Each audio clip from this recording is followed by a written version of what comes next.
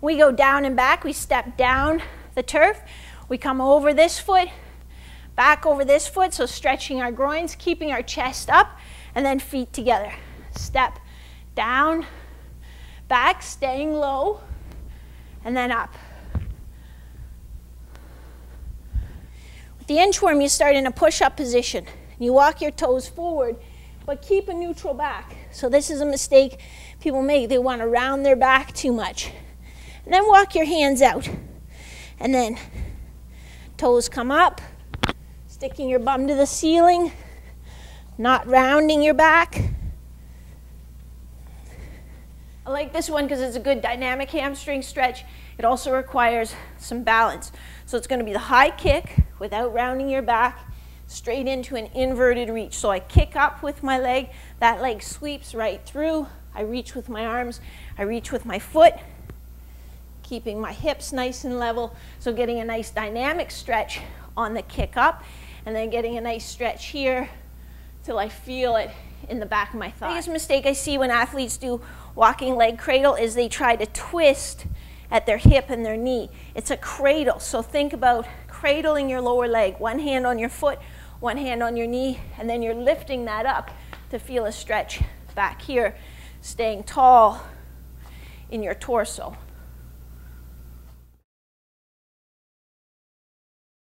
Single leg squat off a bench, or this is just a squat off a box. We can use, this is an 18-inch box. It would be roughly the height, maybe a little bit higher than a standard weightlifting bench, but you could also use, start with something a little bit lower, a 12-inch box, until you have the mobility.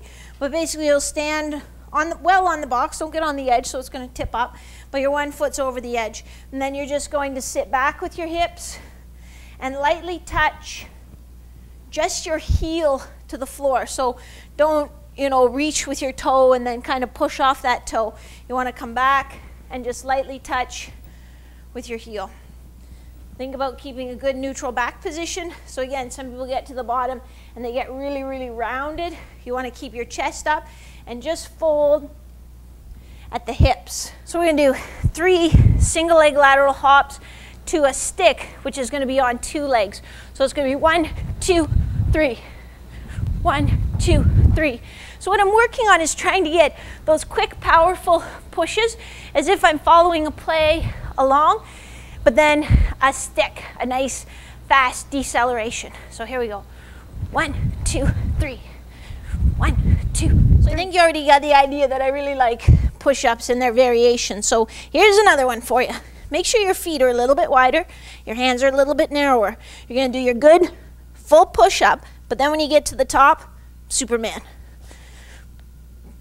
Strong, lock it in with your torso, stay nice and level for each rep. Easily one of my favorite off-ice drills for goalies.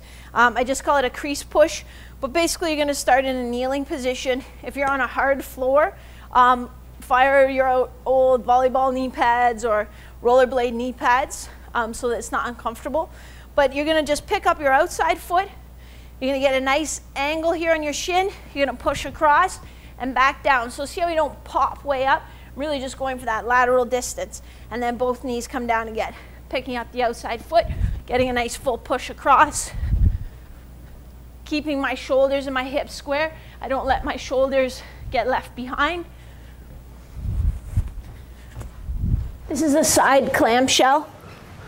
So arrange yourself so that your feet are in line with your rear end and your back. Your hips are rolled slightly forward, your knees are touching, your feet are touching, and then you're just going to lift up that top knee. Feeling it out here, so think about squeezing there.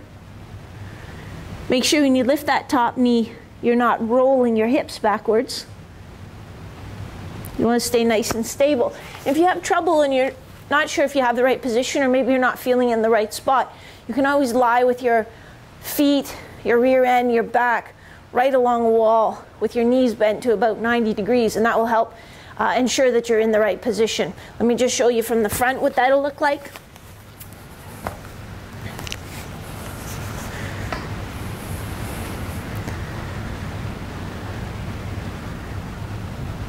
So So you're gonna do your glute bridge with your knees touching, your feet and your knees touching, keeping those knees together, pushing them together a little bit as if you're holding a piece of paper between them, and then just up and down.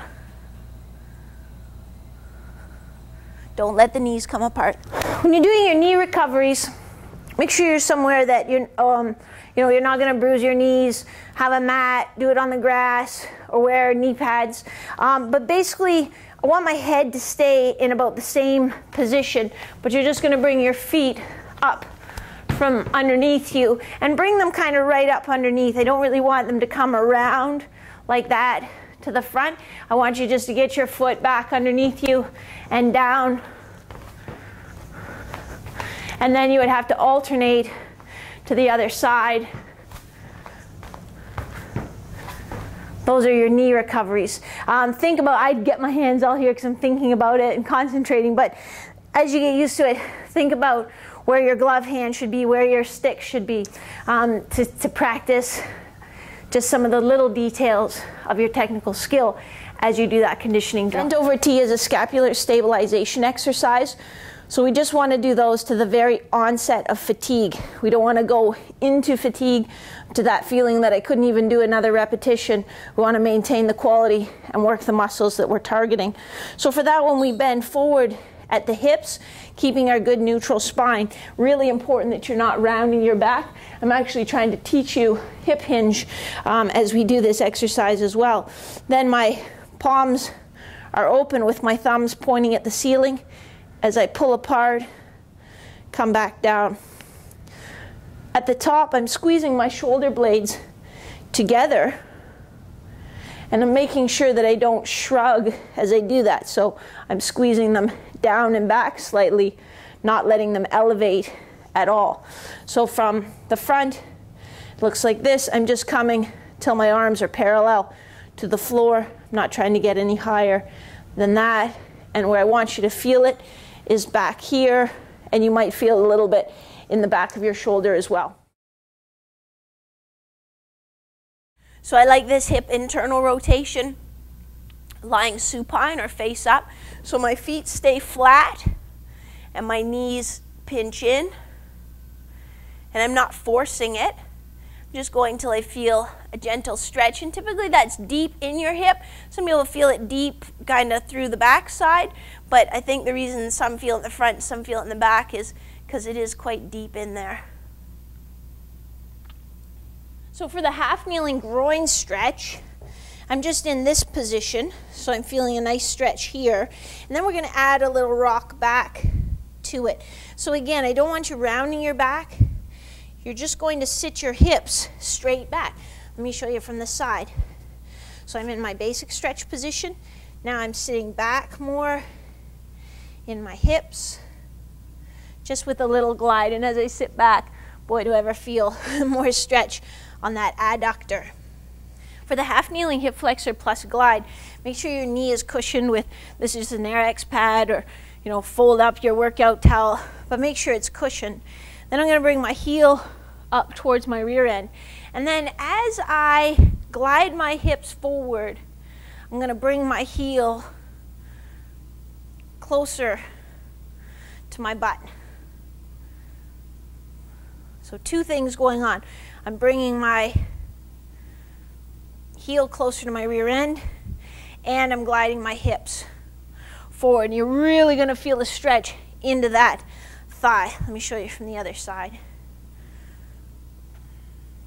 And ideally you would grab at your ankle the way I am. I know some of you might not have the mobility, so you might end up grabbing at your toe, which to me is fine as long as you're not having any ankle trouble. The other option is you could fold a towel, wrap it around your ankle, and then hold the towel as you pull.